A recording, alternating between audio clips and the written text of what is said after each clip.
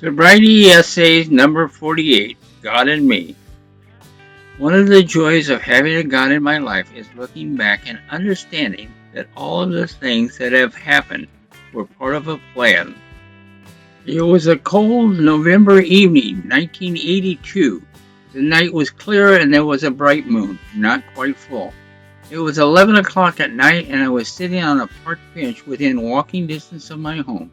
Sitting there, I was trying to figure out why I should keep on living or why I shouldn't kill myself.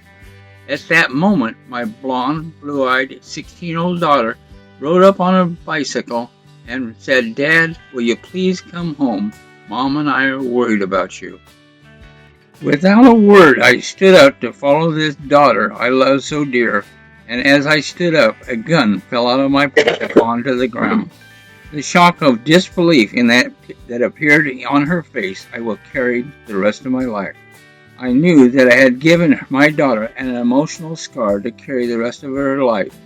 I was an absolute failure as a father one more time. I followed my daughter home to a house where I had destroyed the love and trust of a 20-year marriage. I know what it is like to be an absolute failure as a husband. I know what it is like to be a complete failure as a human being, having no purpose in life, wondering why I was ever born. Feeling like that, I continued to drink every day for another year and a half. That is my definition of incomprehensible demoralization. I knew at that moment in my life there was no God. No God of my understanding would ever allow a person like me to go out and get a sewer and run it right down the middle of a nice living room in a nice house in a nice neighborhood. During the last year and a half of my drinking, I met a fellow employee who was a member of Alcoholics Anonymous. I asked him one day how he had quit drinking. He replied, quote, "Chuck, I gave my drinking problem to God. I gave my living problem to God. I am only responsible for the first drink and I am only responsible 24 hours at a time." End of quote. I did not understand what he was talking about. On April 19th, 1984, I went to work not knowing that I would not drink again. I went to work hungover as usual. At 10:30 that morning, in the middle of a meeting that I wasn't really listening to anyway, everything between me and me burned out. At that moment, I knew beyond a shadow of a doubt, I knew that if I took one more drink, I would die. At that moment of complete clarity, I didn't care about the wife anymore. I didn't care about the material things anymore. I didn't care about the job anymore. I only knew that if I took the next drink, I would die. I went looking for help. I found out later, at that moment when I was looking for help, I ceased to be hopeless. Now, I have often said that my higher power, which I call God, has a sixth sense of humor on his best day. The reason why I say this is at this moment, on this 19th of April 1984, I was coming apart in the seam. I was shaking so bad I couldn't get in my own car to drive me home. I was in such a state that I was going to start a crying jag at any moment. I got back to my desk and was about to have an emotional breakdown in front of about 50 employees. The reason why I say that my God has a sixth sense of humor is that here I am looking desperately for my AA friend, and he is taking a day's vacation. Out of sheer desperation, I told the lady who has sat at the desk next to me for the past 2 years what was happening to me. For those of you that believe in miracles, this lady, it turns out, has 14 years in Al Anon. She was able to get my friend on the phone at home, and within 10 minutes he was over at the plant, put me in the passenger seat of my own car, and drove me home. I put myself into a hospital with an alcohol recovery unit. I spent 3 days in detox, doing all the wonderful things that alcoholics that drink like me get to do. I cried, I sweated, I shook. I prayed probably the most profound prayer of my entire life. God, please help me. It was my third day sober, and my friend came to visit me. I must have inwardly known that God had something to do with recovery, for I told my friend I couldn't find God, to which he replied, "Chuck, God isn't lost. Maybe if you quit looking for him, he'll find you.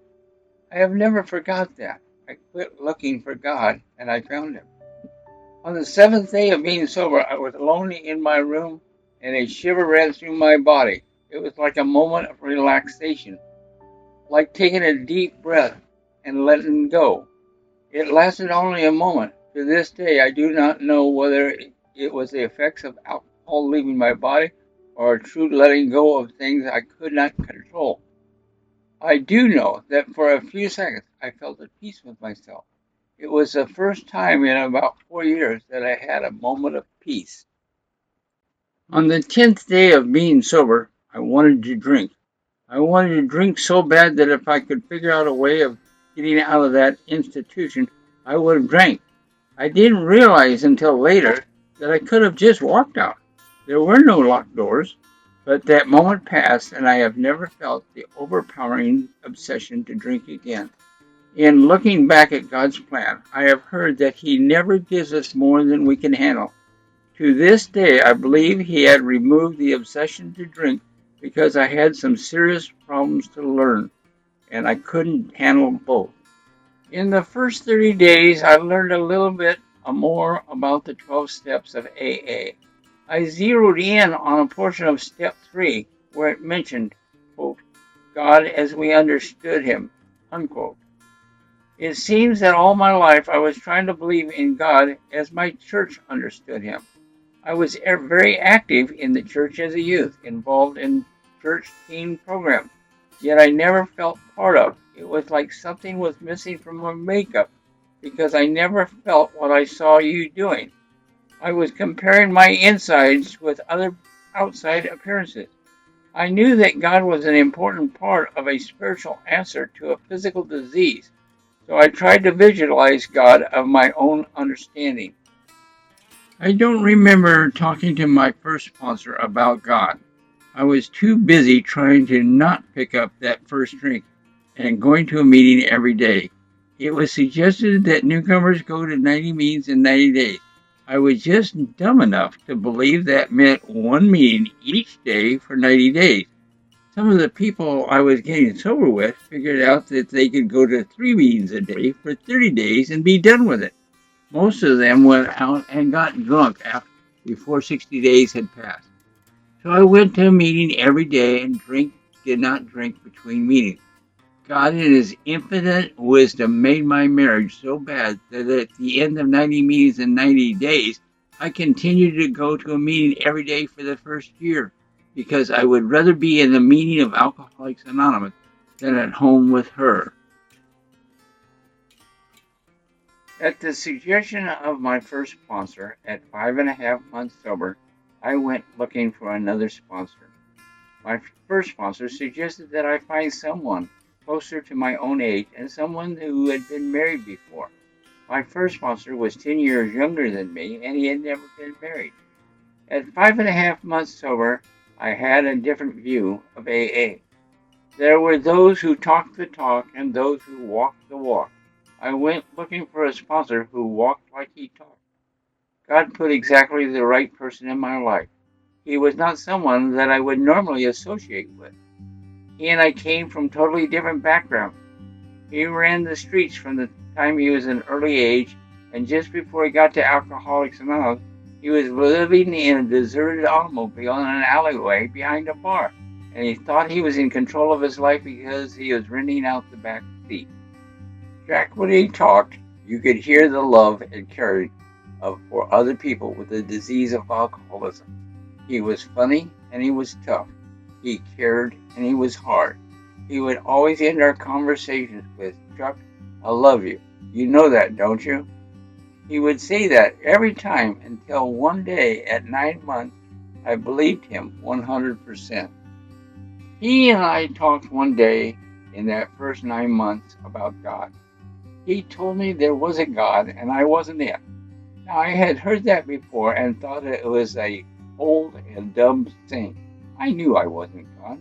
There were times that I tried to control situations which I had no control over. But Jack said something next that has stayed with me all these years. He said, I would rather go through life believing in God dying and finding out there wasn't one, than to go through life not believing in God, dying and finding out there was one. That really impressed me. So I started to draw a mental picture of a God as I understood God. I thought that if I had a God of my own understanding, that He would love me unconditionally. Regardless of my past behavior and the things that I have done, He still loved me. He allowed me to do what I had done and was patiently waiting for me to turn to Him for help. My God has a sense of humor. He loves to see me laugh. He never tests me, but He will constantly put things in my path to grow on. He is not responsible for all the man things that go on in man's world, disease, hunger, crime. He is pleased with me most when I do something for someone else with no need or wanting anything in return. Everything in my life that I have turned over to Him has turned out to be better than I could have dreamed. I turned over my marriage, my job, my tomorrow with my friends, my drinking problem in my life. I heard once that it is better to become God's achievement than the achiever. My sponsor told me to keep my prayers short and simple. He told me that if I prayed more than 20 seconds, God would hang up on me. Then he explained to me why he said that. According to the big book of Alcoholics Anonymous, we are asked for what His will is for us and the power to carry that out. Jack said that if I prayed for more than 20 seconds, I would get into asking for selfish things. So I say thanks to my God each night, regardless of how my day went, and I mean it. I had a few rough days in sobriety, but never as rough as my drinking days. I made up my own prayer for in the morning. It's like my own version of the third step prayer. I say, God, please grant me the willingness to do whatever it is I'm supposed to do today. Amen. I don't need to know what it is I'm supposed to do today, for I believe that God will put in front of me what I'm supposed to do. All I want is His willingness to do it. If I have a job to do, then I want the willingness to get up and do the job. I found that my God has a weakness. Every time I get into a case of gratitude, He gives me more to be grateful for. From time to time, I am by myself, and yet I am never alone. That is a nice feeling. All this that I described did not come quickly. I really had a tough time during the first 9 months sober. Just because a person gets sober doesn't mean that marriages get better or life gets soft and easy. I didn't know how to change, I didn't know how to let go of old ideas, and I didn't want to drink. I was what they refer to as a dry drunk, going to meetings and not drinking between meetings. It's a tough way to live, but it was the best I could do at the time. I later found out that my experiences have benefited people that I sponsor. At 9 months sober, I hit a second bottom in sobriety, just as painful as the day in April when I got sober. It was like I could not continue to live my life the way I lived it anymore. Now, the difference from the day in April was that I knew that there were some things that I could do about the situation. I told you that my God has a sixth sense of humor sometimes. I tried to call my sponsor, for I knew that a problem shared was half a problem. I couldn't get a hold of them. I called a couple of guys at work, and they couldn't get away from their desks at the moment. But they would help me if I could wait until lunchtime. At that moment, I needed help, and I needed it right now. I had long before separated the hospital from Alcoholics Anonymous. But I remembered that they had said that if all else fails, come down to the unit and just sit on your hands. I got in my car at 9 o'clock in the morning and headed for that recovery unit. The head was full of guilt of my past, just overwhelming feelings of depression and low self-worth. As I was driving down the freeway, I had this urge to just die, to drive into some bridge embankment and get it over with. The thoughts of everyone would be better off without me, and I would be rid of the pain all flowed through my head. I got to the recovery unit and threw my arms around the first nurse that I came to, and I said, I need help. Then I broke into tears. Somehow they were able to get a hold of my sponsor, and my sponsor said that he would be there at 3 in the afternoon and for me not to move. I didn't move for 6 hours. Jack showed up, and he and I went back into a little room, and we had a talk. We had a talk that changed my life forever. We talked and talked, and I wish I could remember what was said in that room that changed my life so much. But I can't remember one word that was said. I can't remember what I said to him, and I can't remember what Jack said to me. But something happened in that room that I do remember in detail. Looking across the table at this man with the thick glasses, the salt and pepper beard, and the deep gravelly voice, all of a sudden I knew beyond a shadow of a doubt that this man loved me unconditionally. I knew that he loved me when I couldn't love myself. I knew that he didn't want a thing from me, he only wanted something for me. It was the first time I ever allowed somebody to love me. Married for 20 years, and I never allowed anyone to love me because I was unlovable. I loved my wife, but I wouldn't allow her to love me. To this day, I say that I learned more about love from a man than I ever did from a woman. To this day, I know it was God working through another member of Alcoholics Anonymous. My life changed. The first thing I remember was that the drive down the freeway with all those suicidal thoughts going through my mind. It never entered my mind to drink. That was a thrilling thought. I never thought about a drink. I came to AA to learn how not to drink, and I didn't drink. 2 weeks later, I was coming home from a meeting, and a thought went through my head that tomorrow is none of my business, that tomorrow belongs to God. I gave my tomorrows to God. What a tremendous feeling of freedom. My tomorrows can be the next day or 5 minutes from now. What a wonderful way to live. 2 weeks later, I was driving home from that same meeting, and when a thought went through my mind, I could not fix my marriage. It was either going to work or it wasn't going to work, and it was God's business, not mine. I just gave my marriage to God to care for. These two feelings of freedom I call attitude changes or spiritual experience. All those fears of the future disappeared. My sponsor told me to contribute to my marriage to the best of my ability so that if anything should happen, I could walk away with the least amount of guilt and the least amount of resentment. Guilt and resentment were the two things that would get me drunk. So I started to contribute to my marriage to the best of my ability because I wanted to stay sober more than anything else. I had no hope of saving it or fixing it. That was God's business. But I did have an attitude change towards the wife. I used to do things for her to please her. Sometimes when I had done things for her to please her, she wasn't pleased, and I was deeply disappointed. So my attitude changed was this. I started to do things for my wife to please me. I started to take interest in her activities and interests without resentment to please me. I started to take a responsibility around the house to please me. I remember one time buying her a box of chocolate for Mother's Day. She informed me that she didn't care for that brand of chocolate. Instead of being disappointed, I ate the box of chocolate. At 11 and a half months of sobriety, that marriage changed. One day it wasn't working, and the next day it was. It was beyond my wildest dreams. She is my best friend, she is my wife, and she is the mother of our daughter. She is all things that she is supposed to be. She is no longer my mother, and she is no longer my higher power. God did for me what I could not do for myself. On the 10th of October 1985, I received an anniversary card from my wife. It was the first time in 5 years that she had recognized our marriage. I actually cried out of gratitude. On the 10th of October 1989, she wanted to go out and buy brand new wedding rings and renew the wedding vows on a cruise ship.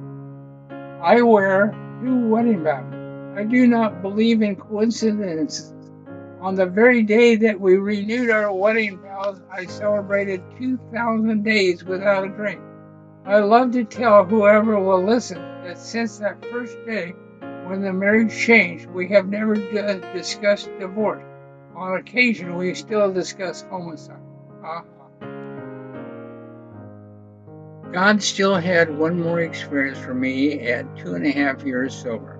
I shouldn't say one more, as I've had many things happen in my life that would be absolutely or would make no sense whatsoever if it wasn't for God working in my life.